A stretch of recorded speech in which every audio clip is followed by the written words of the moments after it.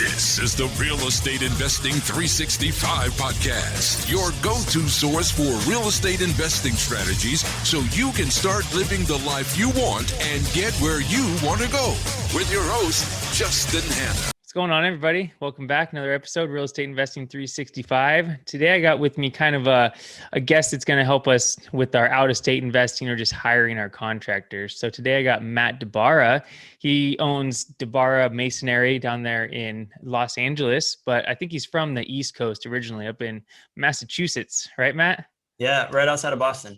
Okay, cool. Well, thanks for being here. We appreciate it. Why don't you give everybody a little rundown of who you are, what you do, kind of where you came from? Because I know you do a little bit of investing yourself right now, but your family's done a lot of real estate investing, and you work with a lot of investors and building businesses. And then you have a book coming out, How Not to Get Effed by Your Contractor, which is good. Good name. I like those type of names. So kind of like Sean Whalen, if anybody follows him, he has a book.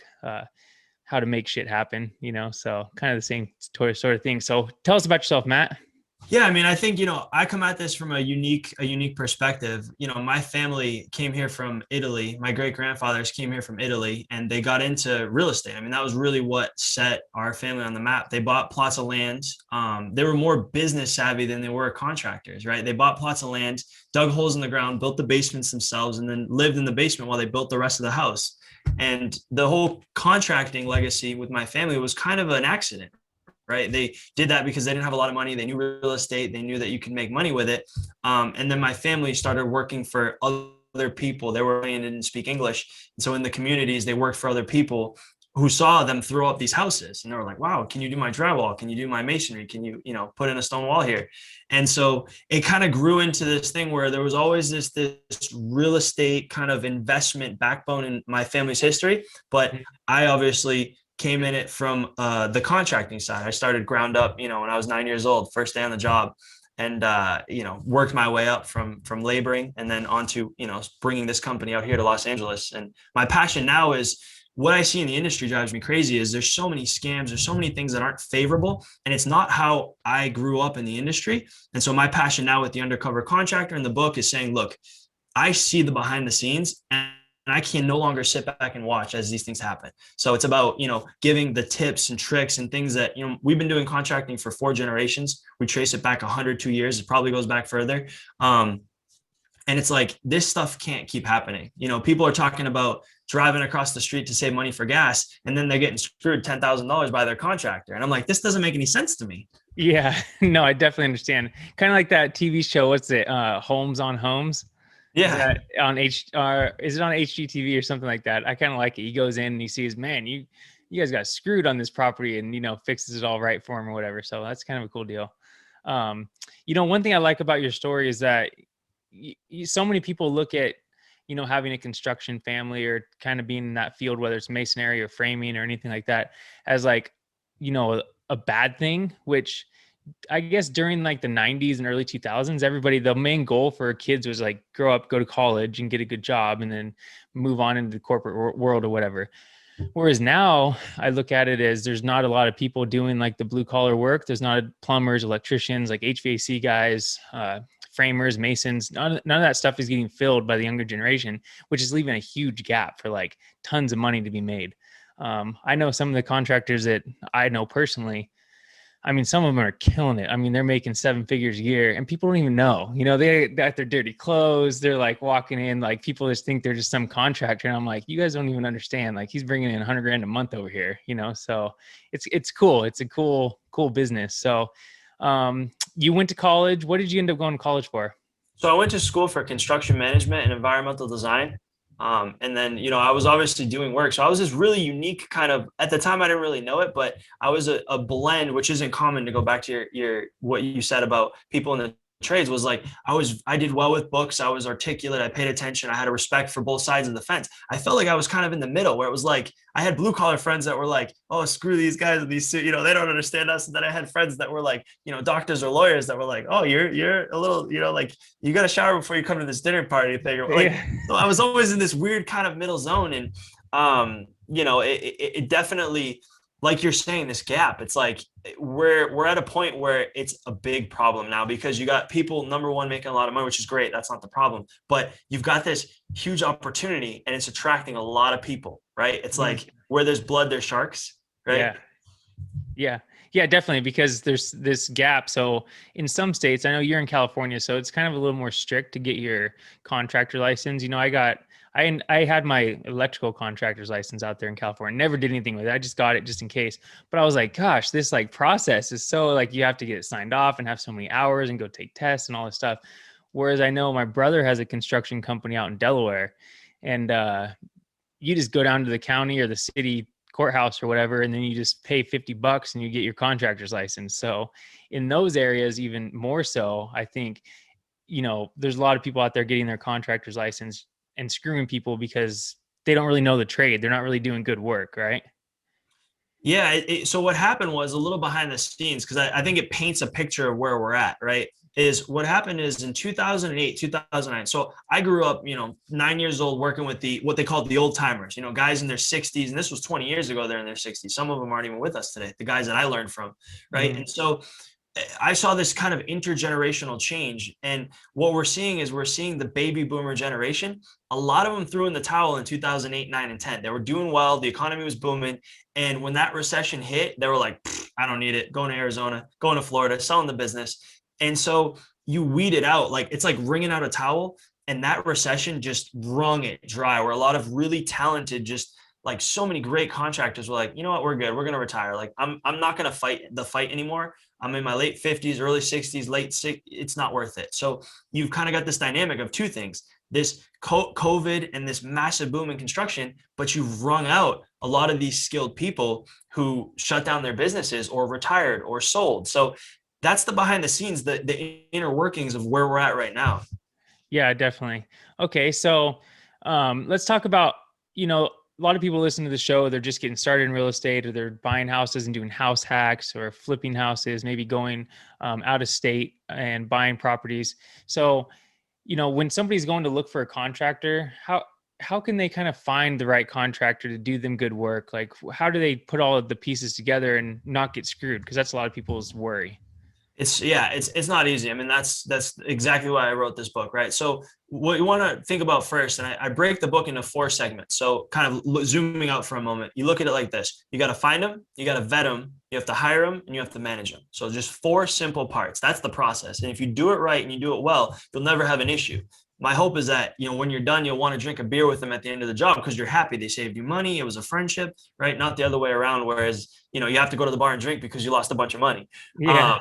So that's the end goal, right? I want to create confident real estate investors and homeowners. So we break it out into those 4 chunks. The first thing you have to know is the process is very much front loaded. So it's really counterintuitive to, the current generation and times.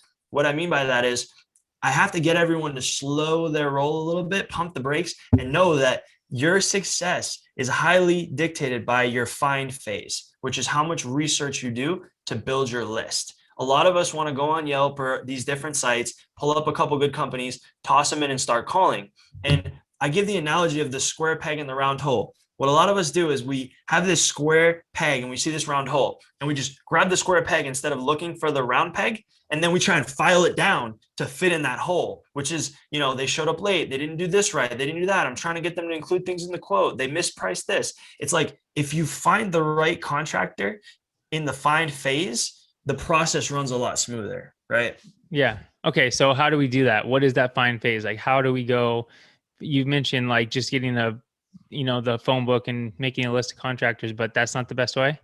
No. So the way we have it is this, and I outline everything in the book, but I'll summarize because I want to give actionable tips. So yeah. I typically say fill your find list with about 8 to 10 contractors. The reason for that is because when you start calling, when you move to the vetting phase, people are going to be busy. They're not going to fit the schedule. They're going to show up late. There'll be something that qualifies them out before you get to the appointment stage. So the transition from find to vet is when you schedule the appointment. When you're talking to them, you're vetting them, right? So you're no longer just building that list and looking at reviews. So the process starts with this: friends and family first. You want to ask people and farm your network of who they've used and what they've used them for. But it's really important to make sure that what you're looking to have done matches what they're doing. I see that this is the most common mistake I see is we ask a friend or family member, hey, I need somebody to remodel my bathroom. And this person put on an addition for a garage. Two very different things, but we judge them the same way.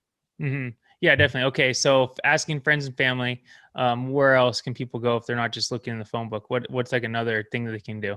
Because a lot of 100%. people again are going out of state, so they might not know anybody in the area. So first step, friends and family, like I said. Then what you do is you take the search online. So we first show how to qualify your service. If you're not calling it the right service, if it's a remodel and not a restoration, or if it's a restoration versus a repair, if you have the wrong service type, you're doomed. So we actually take time to show you how to qualify your service. It's pretty simple. The summary of it is this. You need to go on Google and type in, bathroom repair, and you can look at before and after photos, or, bathroom remodeling versus like a restoration or a repair. So you want to make sure you have the right service type and name. Because if you're calling around, like for example, brick restoration in my world versus brick repair, one a handyman can do, one an expert has to do. Yeah. That one word means you'll never find the right company. So making sure you've qualified it correctly, first thing. Then you go on to the online search sites. You do the Googles, the Yelps, the Home Advisors, the Angie's Lists, and you start qualifying. You want to make sure you have their license number. You want to make sure you look at the reviews. But the second big red flag, I talk about this in the book, a lot of us like to do superficial searching, is what I call it. We like to look and we like to see 100, 4, 5 stars, and we go, oh, good company, put them on the list. Nope. You want to read through and do two things. You want to read the reviews to make sure your relevant service is there, because a lot of times the service that you might be purchasing is the same service that the only 4 bad reviews they have out of 200 is your service. Right. Happens all the time. Yeah, that makes sense. Yeah, and I'm sure everybody knows, but finding a contractor also ties into, if you said friends and family, but if you're going out of state or even if you're local, the first person everybody should really be finding is like local real estate experts in their market, right? So even if you don't know any personal people in the area, you're looking for agents, you're going to be out there looking for other real estate investors, you're going to maybe trying to find wholesalers, and obviously everybody's probably going to be on bigger pockets. So the friends and family could include people that are just in your sphere of influence, and then just start asking, because that's where, like me, I love to tell people about other good people. You know what I mean? Like right now I'm really into some real estate investors that I look up to. I'm telling everybody, I was just on my phone and I was like sending it to all these different people. I was made a post saying, I feel like I work for Ryan Dawsey right now because I'm telling everybody to go check him out, So people love to talk about who they think is good. And a perfect example of that is I have one of my best friends. He has two of my best friends, both are contractors. One of them has been doing it for like 20 years, right? Never really got super successful, never had more than like one guy working for him. He's always kind of broke, hopefully he doesn't listen to this, but he knows where he is, eventually just left his own business and went back to work for somebody else. My other best friend just started his own company 2 years ago. In 2 years, he's killing it. He's got like 7 or 8 guys working for him, got a couple company trucks. He's got jobs lined up for 2 years straight. He's doing really good because he's good on the phone. He calls people back. He schedules appropriately. He has a professional website. He takes pictures of all his jobs and posts exactly step by step of what he's doing. Like he keeps the customer informed. So just the two differences there, it's like you can really tell which one's going to be good and which one's going to be bad. Correct. Yeah. And I outline that in the book. Basically, there's a difference between a red flag and a yellow flag. A red flag is nope, they come off the list. A yellow flag is look, you got to stack those. Those are the crumbs that if you put enough of them together equal a cookie. And that's if you reverse engineer a lot of the issues clients have, they have these little aha moments where like, well, they weren't late, or they called me on the wrong day, or I was a little leery about the website. So you want to be really mindful. And friends and family, yeah, is your power base or your network. So it's real estate people. If you're out of state, it's anybody that you can talk to. You're getting your hair cut. You ask the barber, hey, you live in this area, and you're asking them exactly. You want to start with people you can physically talk to first, and then bring it into the online search. So I think that's a great clarification. Sure. Okay, cool. So number 1 was find. What was your next step? Find, then vet. Okay. So you kind of touched on it already, but we'll touch on it again. So vetting them just means like going through and checking that their services are correct, looking at their previous jobs. And then, I would assume maybe giving you referrals and things like that. Kind of, yeah. It's so, the summary, right, of it is this, right? So it's from when you book the appointment, and there's certain questions that you need to ask. So we look for continuity. There's 2 types of company structures, and you actually touched on it. So there's divisional and there's owner operator. Divisional means sales and production are separate.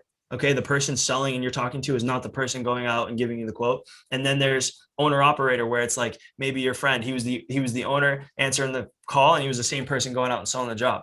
It's important to understand who you're talking to, because the standard to which you judge one company versus another is completely different, right? Because if I'm talking to the person when I'm at the appointment and they're the owner operator, they better know their stuff. They better be able to tell you what might go wrong if this needs a permit. Like if they're hesitating, it's a problem.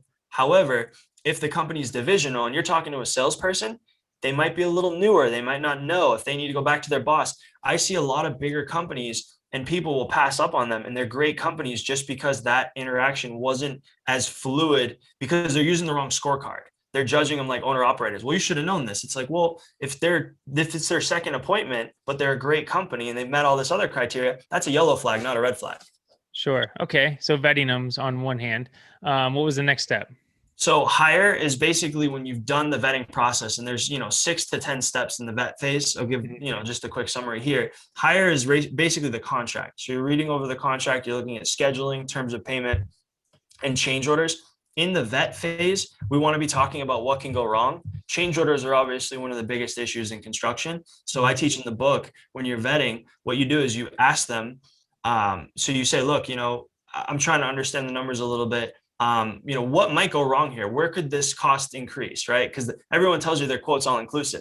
Well, if you ask that question of 4 people, chances are you'll have a full story of what could actually happen, right? So when you get your list narrowed down, you can go back to person A and say, hey, I want to move forward with you. Your quote looks good. I want to touch on these 7 topics though. Are they included in your quote? And if they're not, what might be some budgets that I can expect these things to be? You want that on paper beforehand, because it closes the gap that contractor can charge later on.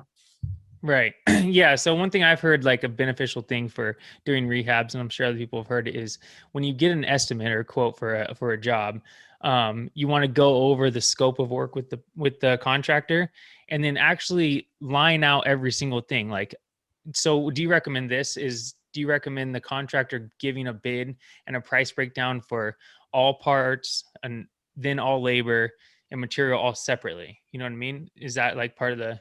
That's important, but I think what's most important is I have it in the book. It's called the friend test. So let's assume for a minute you're going to do a bathroom remodel, right? You bought a house and you're like the bathroom needs work. What you do is you take that scope of work once you've ironed it out, right? So you can comprehend it, and you have a friend who's not in construction read it over and explain back to you, so you can hear them say it, what that job entails, because you will find that all those little aha moments, those little, oh, we didn't talk about the baseboards, or, oh no, what do you mean? Of course you're painting it, right? Like they'll ask where the paint goes, or it brings up all the lack of clarity that you need if something goes wrong. Because if things go really sour, they end up in the courtroom or arbitration, and not having it clearly outlined is where you get in trouble. Yeah, definitely. Yeah, I would say try to avoid like contracts that just kind of have a brief, something says remodel bathroom, it's going to be $17,000. It's like, okay, well, what does that mean? Like, you just can put a toilet and a new shower in there and cost me 17 grand, or maybe break it down exactly what you're going to do, rip out old shower, rip out old toilet, rip out vanity, install new vanity, install new flooring, tile, baseboard, all the stuff. Like, have it all broken down line item. So we have a checklist in the book, and then I have done right and done wrong. So it shows them exactly what to expect. But to your point, right, it's giving exactly what you're going to get, and then talking about warranties, right? And talking about model numbers, because if you're spending a lot of money on equipment, you want to verify the exact manufacturer model number, because that's something that contractors... Flooring is really common for switching materials. Tile is another really common area. Paint's another area, right? So you can be walking through and saying, wait a minute, this isn't paint and primer in one, right? Or, this is not, this is laminate wood flooring. I thought I was getting full hardwood. Like, there's all these different things that can happen. So yeah, we go through a full checklist in the book of how to avoid those things, because they're really common. Yeah. And that's one thing, warranties that you brought up.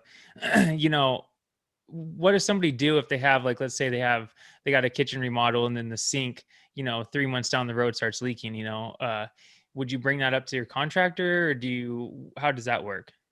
Yeah, I mean, so again, prevention is the cure here. So when we go through the hire phase in the book, we're talking about what types of things can go wrong and how to put keywords in the contract so that you know exactly what to do. I have what's called the North Star approach, meaning you have to be able to point to it. right? Like the North Star, look up in the sky. It doesn't matter what perspective you're on. I can be here in California, you can be there in Boise. We can both point up to the North Star, right? Different perspective, same point. So I talk about how to take warranties and to solidify and distill them into what's very clear. So, that's a question that we would ask, and we would either do one of two things. We'd get it in the contract, clearly specifying it, or we get in an email to support it and say, hey, I just want to clarify on that warranty. If I have an issue where the sink leaks, how long is that covered for? What exactly does this cover? Now, people, I think, undervalue a lot of good contractors, and this is because I'm obviously on both sides of the fence.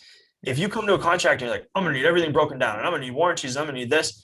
If they're really good and they don't know you and you come off a little too strong, they might be like, I don't want to deal with this. I don't want the headaches. So because what we have to understand, and this is why I'm writing this book, right, is because contractors in this day and age, if you're good, like your buddy there, you said, I think before we started, 2 years worth of work. Yeah. They don't need it, right? They don't need it. Yeah. They don't need it. So their prices are just going up and up because it's like, well, I'll take it if I get paid this much, but I really don't want it. So I also talk about how to create a relationship with your contractor to where they want to work with you, because what happens behind the scenes, contractors get home from a long day's work. I don't care if you're the salesperson or the owner operator. You got a stack of things to do. It's 5:30, 6 o'clock. You can only do 1, 2, 3 things out of the 20 in your pile. How do you as a client make sure that you're number 1, 2, or 3 in that pile? And I teach that in the book. Never say sharpen your pencil, give me the best price. Like any good contractor, but there's ways to get better pricing by saying, look, I want to just be transparent about my budget. I bought this. It's an investment. I really need to be cost sensitive. What are some areas where you think in your expertise, because you're the professional, that I can value engineer this thing or do it more affordably? Those two differentiators, completely different end result in the interaction with the contractor. Completely. Yeah, definitely. And what you're saying here is actually a really good point that I wanted to bring up is that, again, just because you're the customer and you're hiring the contractor doesn't mean you talk to them like you need to talk to them professionally and cordially and like have a good rapport and talk to them like you're not talking down to the person, because I think that happens a lot of times. It's like, well, you said you're going to do this and now you're not doing it and charging me all this extra money. Well, maybe because you've been a dick to them the last 5 times you've talked to them. So they're not going to put you at the top of the list. So that's like an important point to make, is that as the customer, we're just as important as acting professional as it is for the contractor to act professional to us. Yeah. I mean, we, even in my construction company here in Los Angeles, I mean, we're very careful who we work with, because at the end of the day, it's like I want to meet or exceed everyone's expectations. And if you paint a picture where it's like this, I can't, no matter how good I do, exceed this or meet it, I can't win. So I'll walk away from it. Right. And so a lot of good contractors have that same philosophy. So it's, how do we align things a lot of like the fundamentals of what, you brought up makes sense. Right. But I distill it in the book in a way where it's all about delivery, right? Like, how do you get a contractor to put these things in, like warranty? That's usually an email conversation. It still holds weight legally, right? It has clarity. So there's a way you can get all your information and have it still be beneficial if needed without putting them on the back foot, which is especially in this market, is the last thing you want to do if they're really good. Yeah, for sure. Okay. So we went through the finding, the vetting, the hiring, and then the 4th phase is what? So the 4th phase is the management, and it's the 3.5 S is what I call in the book. So you got scheduling, safety, standards, and dollar signs, which is the money. So the 3.5 S is the half S is the dollar sign. You're basically managing a couple of things. You're managing the schedule, managing safety of the job site, your standards. I think that's super important. And I talk about this in the book, is you have to know who you are as a client before you can ever hire a contractor. Right. Yeah, definitely. So you have to know, are you someone who's more picky? Do your friends tell you you're a perfectionist? Are you, somebody who's perceived as having really high standards? If you are, that's great, but you got to let the contractor know that, because the smart ones will say, look, I can meet this and I understand who you are. The not so observant ones will walk into that head first and not see it coming. And it's not a good matchup. Okay. So how does somebody keep an eye on the project and like do all that stuff if they're from afar? Like, what are some things maybe the contractor should be doing, or you could bring up to the contractor and ask them if he could do to keep it under control? So first thing is clarity on the front end, letting them know that you're going to be managing this from afar, being really transparent. The relationship's paramount at that point. You have to trust them.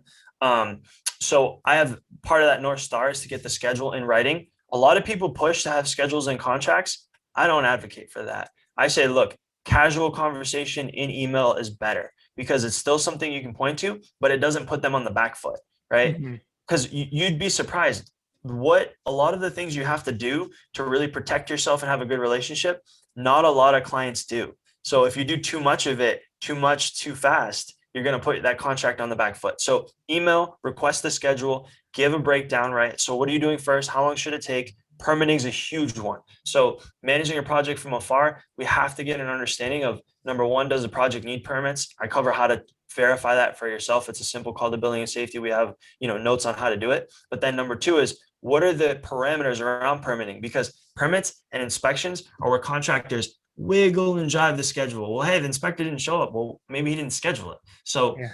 I teach how to put some notes around that so that you don't have that kind of help, because you can do everything you want. Contractor goes, well, hey, what do you want me to do? It's the inspector. He's booked out for 3 weeks. Well, is it? Yeah, no, definitely. And what about, having the contractor take pictures and giving you progress updates that way? Always. The most important thing though is to just have that conversation up front. Say, look, I'm managing this from afar. Are you comfortable with that? Is that something you can do? Get the verbal commitment, and then that ends up either in an email or in a contract. So the management phase is all you're doing is managing the criteria that you both agree on in your hire stage. So in that negotiation, I've read your contract, read your quote. I want to make sure that I can expect photos every day. Oh, absolutely. Great. Can you just shoot me an email that I can have that, every day before 5 o'clock? Like all these little things. Most investors, I feel like it's like tying a shoe. They get it looped up. It's like you just got to pull it through. It's those little loose ends that make a huge difference. Yeah. Like my buddy I brought up earlier that has all this work. One of the things I thought that was really cool that he does that none of my other friends or whatever do is he bought some program, which I'm sure other people know about it. I don't know what it's called, but it's like a portal for his customers, that he gives them a login and an account. And then every day, he takes pictures or however often and it updates them automatically. So it goes right on their cell phone. They get notifications when, this part of the job was completed or when, the roof was put on or the painters are here, it gets all these updates. It just updates them automatically through the app in the portal. So I thought that was a great thing. I was like, I didn't even know they had that for contractors. Yeah. And here's the thing. It comes down to managing your standards, right? I have that in there because there's a lot of clients that aren't tech savvy, that don't want to log into portals, that don't enjoy that, and some that do, right? So it's just about you saying, look, at the end of the day, the simplicity is this, you have to see it, right? So you need photos, you need videos, but if you want them texted to you because you work better that way, totally fine, right? Just let the contractor know up front.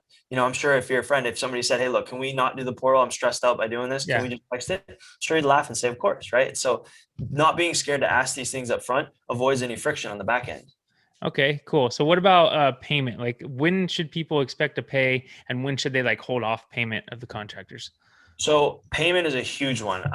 What you need to have is clearly identified benchmarks. That's the first one. And your contract needs to be super, super, super clear, right? That's why we do the friend test. You literally need to have it. Like if that scope of work is really clear, then you benchmark it with your payments. Usually you want them, if there's permits, I like to put it around an inspection. That's an easy benchmark because then you have not only the contractor telling you it's right, but the city official telling you it's right. Yeah. But breaking it out, lots of different payments. So it depends on the size of the job. If you're spending 200 grand, you might have 6, 8, 10 payments. If it's small, if it's 5 grand, you might have 3. But deposits are a big red flag. So starting kind of from front to back, avoiding big deposits. The only time I recommend even thinking about deposits is when there's custom material and you need to know what it is, where it's coming from, and how much it costs, right?